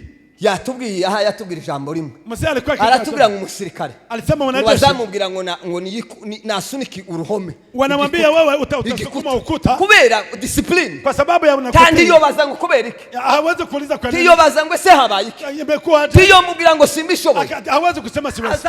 Yeye ana kazi yake tu ni kusukuma tu. komanda akamubwira ati Kamanda amesema ati garukira anamwambia arudi sasa. akabona ko yagize gute Akataja discipline ametii sheria. ariko twembwe Lakini sisi dusigaye tubwira umuntu ngo banzurinde gato tunamwambia mtu anasema toke subiri akubwira ngo kidogo. banzurinde nawe pastor Subiri kabisa. Pastor subiri kwanza. twanze twumvikane Tuelewane kwanza. n'abakristo Wa Kristo. hakose mwagiye natwe mutwubaha kwe Simbu tuheshimu na sisi basi. murareka kutwubaha Mtakose kutuheshimu. abapagani nibo bazotwubaha Sasa wapagani ndio watatuheshimu. tuzorwanire mikrofone dukubitane imitwe Basi tufarakane kwa sababu ya microphone. ko twari tubatoza mwaretse Mbona tukabatoza tunawafundisha? Kwa nini msikubali? ko ari byo byiza Na ndio mambo mema. mwagize discipline Muwe ye na kutii. hari icyo bitwaye Hayajasababisha chochote. kurya umuntu azayubaha umwubasha Mtu nta buryo wa sinzi umushumba wo kubahwa n'abakristo yamara akabasuzugura sijue mchungaji wa Kristo akikuheshimu wewe waanze Aya. kwa dharau.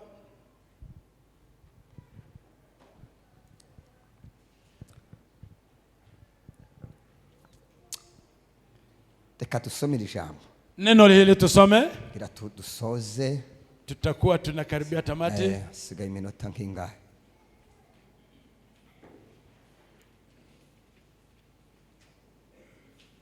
wahabonye Timotheo wa kabiri ibice 3 n'umurongo wa 16 Timotheo wa pili sura ya 3 aya ya 16.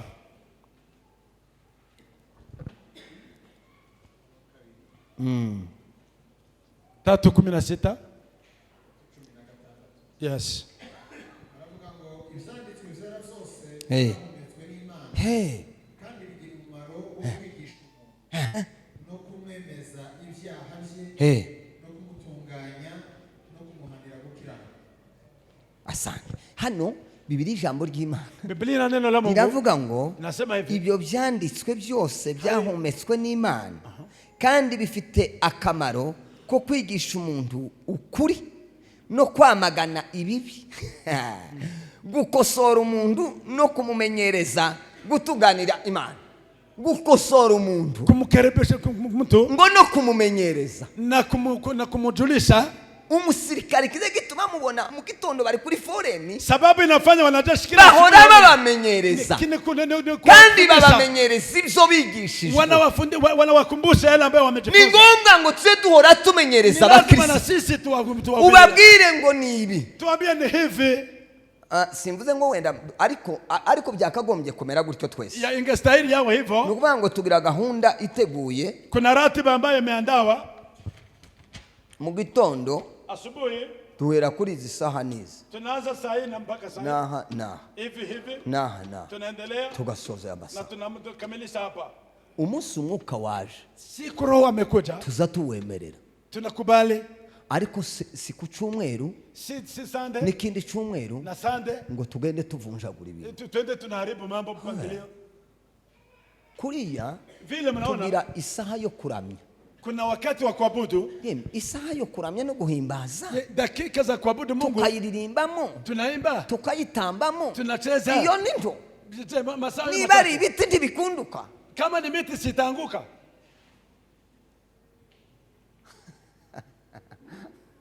Tuwajaga tukaririmba iminota 40. Na baada tunaimba dakika 40. 20 kaba yo gutanga. 20 inakuwa tu ni ya kucheza. Kuragira ngo nindo. Basi unafikiri ni dakika chache hizo.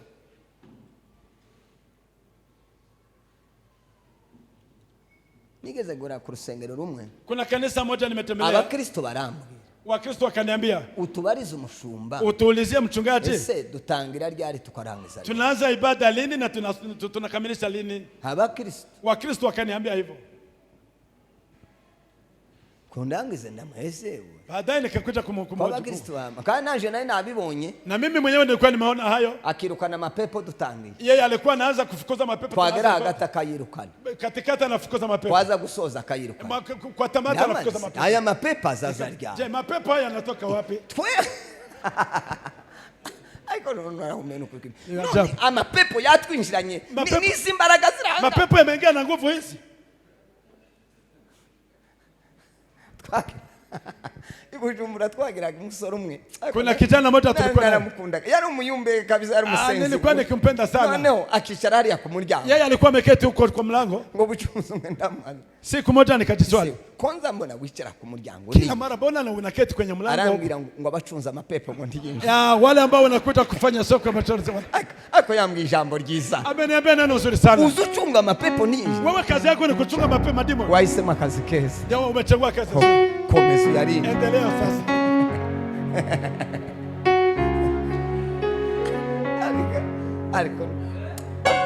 Ariko nari mukunda nyine, kandi yari maso, yeye alikuwa makini, yabaga ari maso, kama alikuwa wageze utera haleluya, akabuwa mbere kuyakira, yeye ndiye alikuwa kwanza kupokea. Sema amen, amen. Wabuvuze ku ndimi, niwe wageze usingira, yeye ndiye alikuwa anapokea mara ya kwanza. Nikamwambia wewe endelea na hiyo kazi, uyachunga nyine, turebe ko abantu bataha banezerewe, kama watu watafurahi. Yahisemo akazi keza kabisa, ati nzacungana nayo, mimi nachungana mapepo kabisa. Abanyamasengesho nibo ba mbere ukumuza mubona umunyamasengesho, nubaha umuntu usenga birenze. Mimi namheshimu mtu ambaye naomba, umuntu usenga, mtu ambaye naomba, hapana ibyo kwigira, hapana kujifanya. Umuntu usenga, mtu ambaye naomba. Sema amen, amen. Umuntu usenga Imana, mtu ambaye naomba, umuntu w'imbere y'Imana, mtu ambaye anataka Mungu. Uzumutinya, mimi namuogopa na mheshimu. Uzumutinya, ni lazima tumheshimu, umuntu wo gusotora, si mtu tu wa kushutumu, keretse gusabyigira, labda mwenyewe ajifanye, kuko nimba zapfukama kama yeye ni mpiga magoti. Bakomeye cyane, mtu kabisa komeye. Naje samwubaha iyo mbonye umuntu kabona afite ibiro byo gusenga, mimi nikimtazama naona kabisa ana nguvu zote, sambona ndi sawa, na nisema huyu kabisa ni sawa sawa rwose kabisa. No tuzavugana ibintu bitatu aha muri discipline. Kwa kutii tutazungumza maneno matatu. Zigamwe ijambo musirikare kumvira. Vile askari anatii sheria. Kumvira. Kutii. Kubaha. Na kuheshimu. Kwicisha bugufi. Na kunyenyekea. Tuzabivuga ejo ngira. Hayo ndi mambo tutazungumza kesho. Ndabona iminota yacu. Dakika. Hacasigaye 5. Bado dakika 5 sema amen. Amen. Twoha Imana icubahiro. Muracyari maso. Duheze Imana icubahiro. Haleluya. Amen. Twongere haleluya. Amen. Dusubire haleluya. Amen. Dusubiremo haleluya. Amen. Twongere haleluya. Amen. Haleluya. Bwana asifiwe. Asifiwe sana. Munzu y'Imana. Nyumbani mwa Mungu.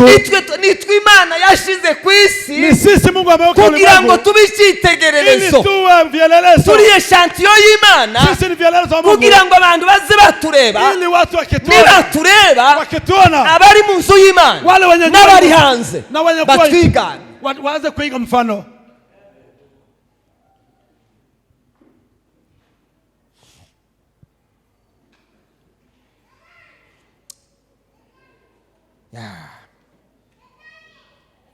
Kumvira.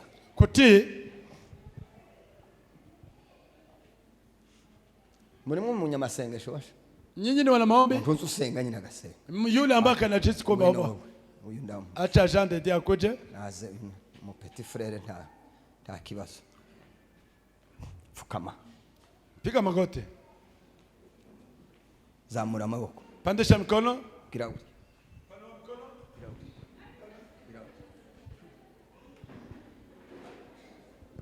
Kumvira. Kutii. Tigusabye ngo baze. Haijasababisha uswali. Kuki umbie ngo mfukame. Kwa nini mimi nipige magoti? Kumvira. Kutii. Tikuza kubaza. Haujaulizwa. Kuki nzamura. Kwa nini nipandisha mikono?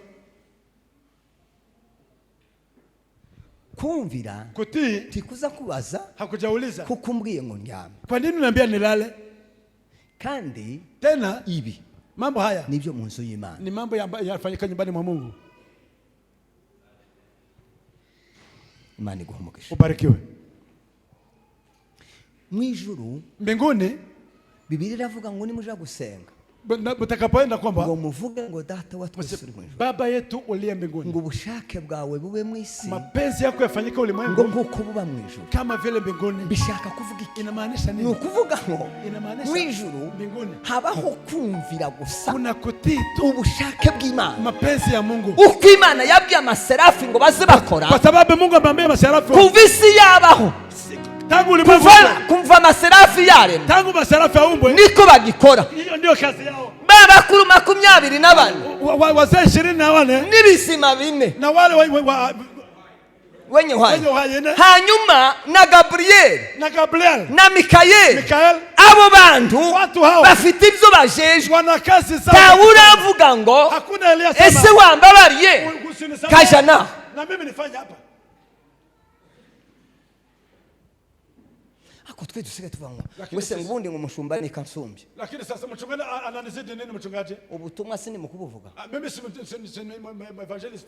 Mureke mbabwire. Sikilizeni. Niza kantu kamwe. Kuna kitu nimejifunza. Hari ibintu nageze mbona ngashaka kubigaya. Vitu ambavyo nilikuwa naona nitaka kuona sanza alivyo. Nimekuta ni kweli. Nageze ahantu henshi. Mara kwa mara pale. Bafata bashumba kabari babwiriza gusa. Wachungaji walikuwa wakihubiri wenyewe tu. Bonyine. Wenyewe tu. Nyamara iki kintu neno hili muzokigenzura na mufanye utafiti. Turi mu gushira umuntu aha, tunamweka moto hapa kandi Imana aramuhaye impano na Mungu amempa kipawa rwose cyane, kipawa kabisa, akavuga ubutumwa, anahubiri njini, abantu bakaneze na watu wanafurahi. Aho yo kubashe kuwa muhaye umwanya wo kuja pahali pa kumheshimu yule ambaye amempea nafasi, bahura n'umuntu akamamuna musa ngo muraho mushumba pastor wao habari akamamva Yes, ashimwe pastor. Bwana sifiwe pastor. Nawe akamamuhango. Igifu cy'igifu. Wewe hari umuntu bobwira ngo docteur adafite doctora. Wewe atakwiga kuwa daktari na wewe si daktari ukubali.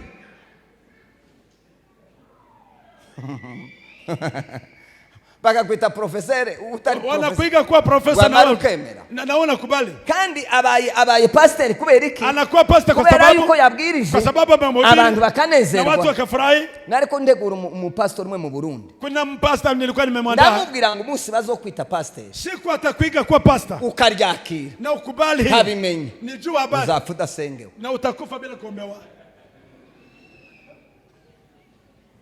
Sure. Bagwamagare pastor wemere ntaragusengera. Wakwita kwa pastor kubali na tena ujaombewa. Uzagumana iryo nyine ryo kwitwa pastor y'ikinyoma. Utaendelea kwa pastor tu wa uongo. Bazogushuke gusa ubyemere hiri. Mambo kama hagira umukristo uzakumbwira gusa ngo yakwise pastor wewe. Sikia tu habari ya mkristo mmoja akisema huyu ni pastor. Hirika ntarigere tukigira. Autorité. Gito yo munzu y'Imana. Si cyubahiro oya. Tandu atamanda administration. Ni mahali ambapo administration yavuye mu ijuru. Mu ijuru niyo ibintu bipanze gutya. Tawuzuga yaho yahawe. Tawuzuririra hatahawe. Sema amen.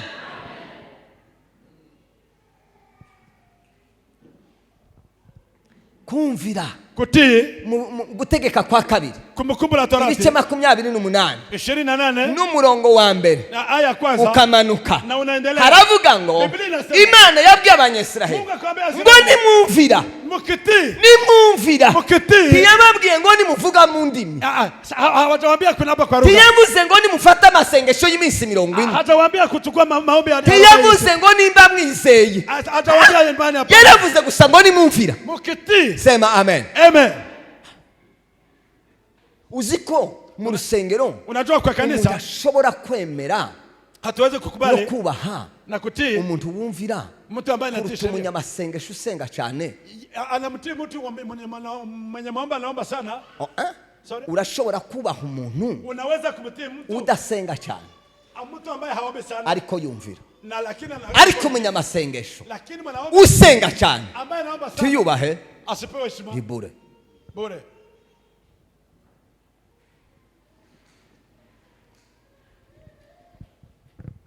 uvuga mu ndimi nikubwira uzindozeho, waza kuna kusema tu lugha tu nielekeze ngo kwera ngo buzaifu bwabaye, tayari uzaifu mengia, ngo bashomba abanyantege au wachungaji wazaifu. Kumvira kutii. Dusome ijambo rimwe acha tusome neno moja tu, minota yanje yasigaye, dakika bado zangu nachunga vizuri. Reka dusome ijambo ryonyine, neno hili Luka ibice 7 n'umurongo wa 2. Injili takatifu ya Luka ibice 7 n'umurongo wa 2 n'u8. Sura ya 7 na aya yake ya kwanza hadi 8. Kumvira kutii. Luka 7:2 n'umurongo w'8. Sura 7:2 umurongo wa 2 n'u8. Wenda 8. Hariho umutwe w'abasirikare yari afite umugaragu we akunda cyane, wari urwaye yenda gupfa. Ariko igira imbere niho bamenye iyo nkuru. Uwo yumvise inkuru ya Yesu aho umutima amutumaho kuri w'Abayuda kumwinginga ngo aze gukiza umugaragu we. Komeza. Nabo basanze Yesu baramuhendahenda bati ni umuntu ukwiriye ko umugirira utyo kuko akunda ubwoko bwacu ndetse n'isinagogi yacu niwe uri kubakira. Yesu ajana nabo ageze hafi y'inzu y'uwo mutware w'abasirikare, amutumaho inshuti ze ati Nyagasani twirushe kuko wani wa musirikare ya mwana askari huyo ntiwirushe kuko bitakwiriye ko winjira mu nzu yanjye.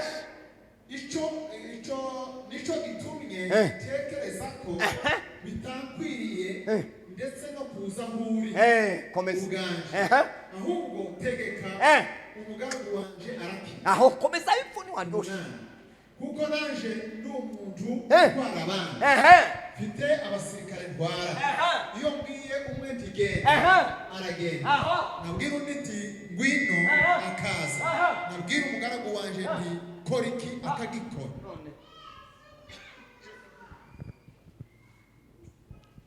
tugiye gusoza. Discipline y'abantu bambura amatali ezali konene. Discipline y'abantu bambura amatali ezali kotosa mitindo y'abakonzi. Kutosa sikasikawa kumemya bango kozungisa munoko te. Niko yavuze. Discipline y'abasirikare nukubaha ubwo itegeko risohotse. Ukubaha abakuru, ubaha itegeko, ukubaha abakuru kandi kozungisa munoko te. Utavuga nawe ngo kwa nini udasubiza kozongisa munokote udasubiza ariko utekerwaze wumva ko kozongisa munokote siko nakwigishije kozongisa munokote ndakubaza ngo mo komanda ngo kwa nini iyo mubwiye ngo genda kende zunga à gauche zunga à droite zunga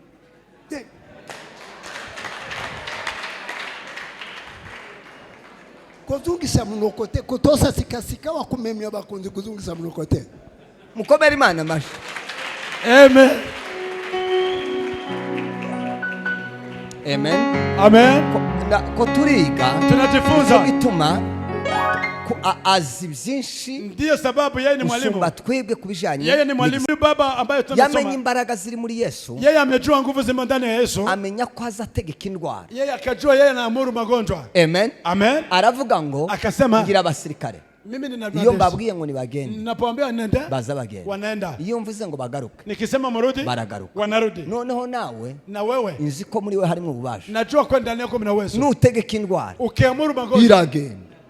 Ndabizi kubishoboye. Najua. Sema amen. Amen. Reka rero kwa hiyo twumvire. Tuti. Nitumara kumvira. Tukitapoti. Tuzabigeraho. Tutaguzia. Nibyo abayobozi. Wachungaji. Titubaze ngo kubera iki. Tusiulize kwa nini.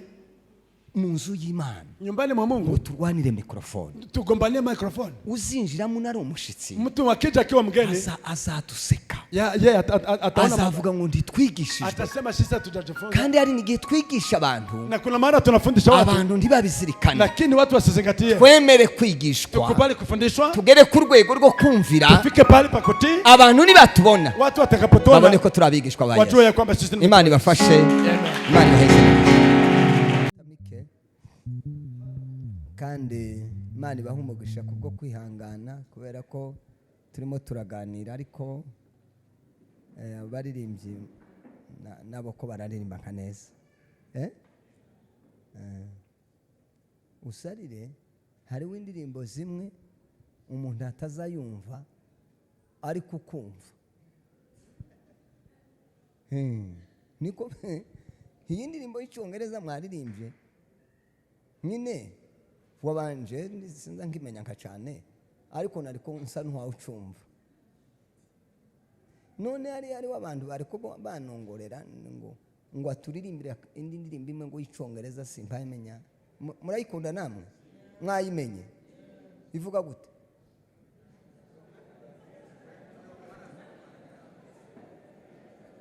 Izitwara nk'iminota ingahe? Kitatu ngo yini tatu. Singa ko kwiza nanje ndavuga ine ako wa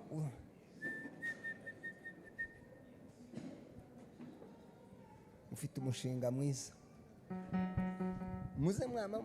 muze mubisengera nka cyane byotoka ko numva musa n'abameresha abantu kaneza muvumiriye none n'amavuta ya Yesu Kristo akabamwe isengesho rikaba ryinshi ko muragira nka neza ta mahimba mufite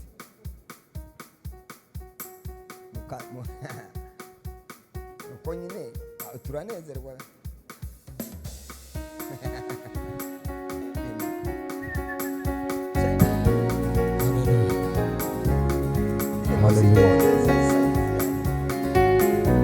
Hallelujah.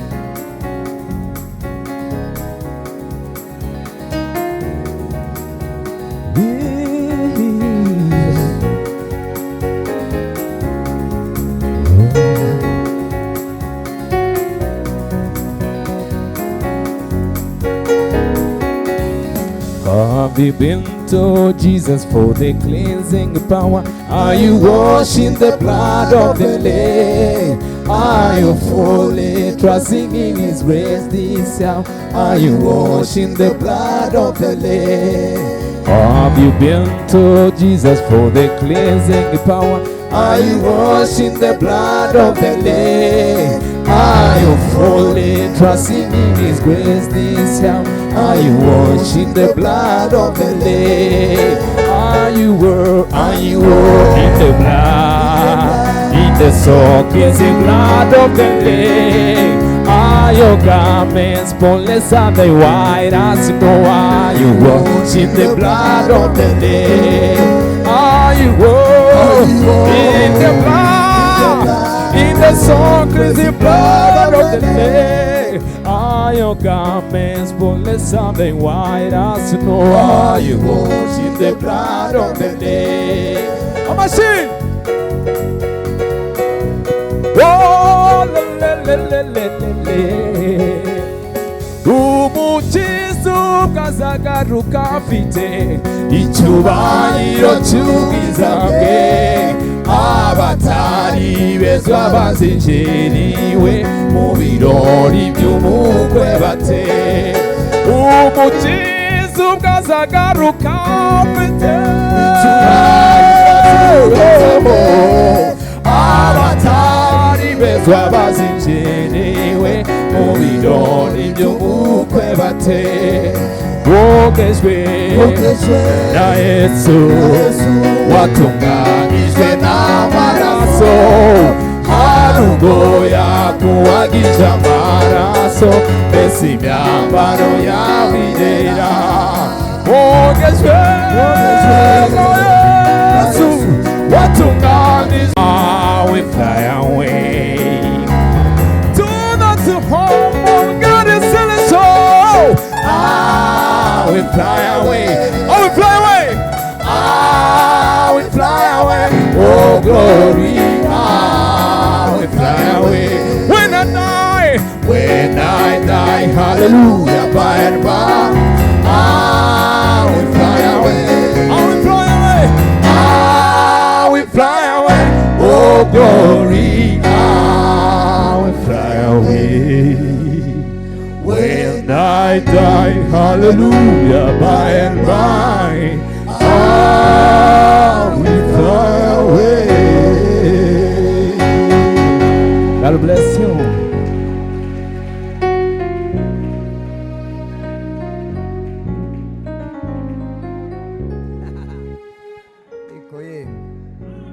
Sema amen. Nani baho umugisha kabisa, mugize neza rwose, muririmbanye ubwitonzi kandi biraryoshe.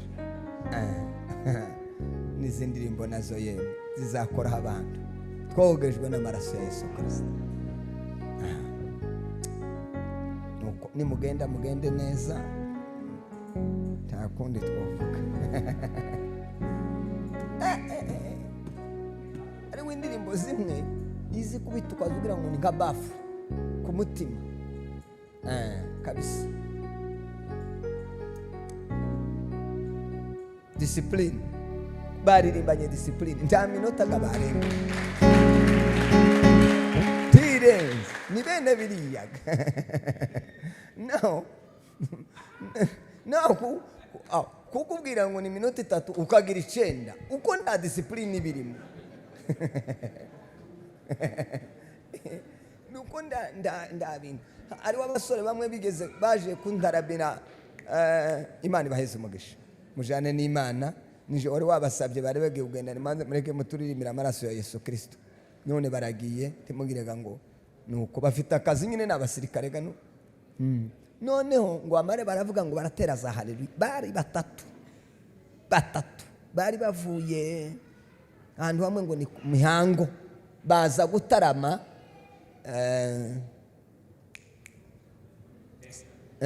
Kitengera, baravuga ngo turatera za haleluya. Nibo bantu bampinduje gahunda bonyine gusa, muri gahunda ntazanye. Baza banandikira bakambwira ngo barankunda ndabazi, barankunda ndabazi, barankunda, ngo amare batega imodoka inshuro 4 baje Kitengera kuwa 5. baraza ngo bashike barasaba ngo batere haleluya. Umwe atera haleluya zibiri, undi atera zibiri, undi atera zibiri, nta komantere nta kibamba bicara ngo dusohoke. Barambwira ngo kubera urukundo tugukunda nirwo rwatozanye, turagusabye ntibugere iwacu. Nama mbabwira ngo kubera ko muza munandikira mugatega imodoka kane mukaza kundeba nzaza. Niyo hantu nahinduye gahunda njayo.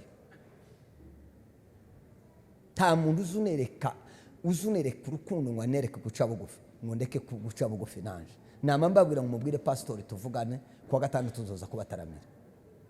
Nase pastor arama ngo ndigisha amasaha 3. Ndamubwira ngo kumwuka nyobora. Nagiye ku bwabo basore nibo bantu ndazanye muri gahunda, ariko kubera urukundo bankunze baraza. Hakurwa namwe ya pastor nimukaza mumfatira. Ta urgusa urukundo. C'est certain. Tuvugisha ukuri. Naraje maze ibyumweru 3 hanyuma uri kuranarikira kuri telefone gusa ngo nzozi wawe. Arararararara. Nta sacrifice watanze, tiwaje no kunandamutsa ngo sanga hundi ngo witange numara ngo nze sindi umuyumbe ndi umushumba nzi administration. Ubwo bwitange bwonyine bwo kuza ukangera ukansanga kubera iki ndi umuntu uzawubaha nzi guca bugufi rwose. Abahungu barantwaye ngo shike mbwira pastor sinaje ku bwawe sinkuzi, ariko kubera administration ndabwira nti muntumira n'ubundi mugende mubwire pastor abari buntumira nzitabe pastor nashika gahakana sinzoza. Pastor arantumira ndagenda. Ibyo nabyo ni byiza. Ndimombwira gusa ngo urankumbuye nuko ako nakari gaciyemo naringiye ku bintu byo kugira gute kumvira. Niba guha umwanya bakakubwira ukavuga wenyine ngo ndavuga iminota 5 ntukageze 8 uzoshira imbere isaha yawe urebe. Nubona ugiye kugeza iminota 5 nuzo butarabirangiza wamuhagarika. Uzagirirwa icyizere nejo bundi uzagirirwa icyizere. Ese birumvikanye? Ndatera haleluya ngo ariko tubanze twumvikane iryo ntiwarisabye.